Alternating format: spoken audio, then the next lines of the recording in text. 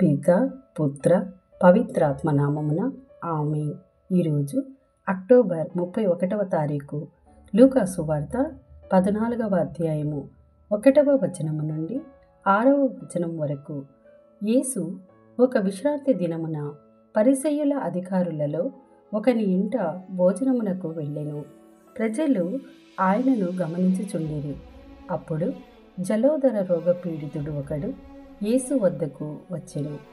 విశ్రాంతి దినమున స్వస్థపరచుట ధర్మమా కాదా అని యేసు ధర్మశాస్త్ర బోధకులను పరిసయ్యులను ప్రశ్నించెను.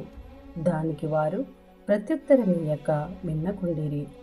అప్పుడు ఆయన రోగిని చేరదీసి స్వస్థపరచి పంపివేసి వారితో, మీ కుమారుడు గాని మీ ఎద్దు గాని బావిలో పడినప్పుడు విశ్రాంతి దినమైనను వెంటనే దానిని బయటకు తీయని వారు మీలో ఎవరున్నారు అనెను.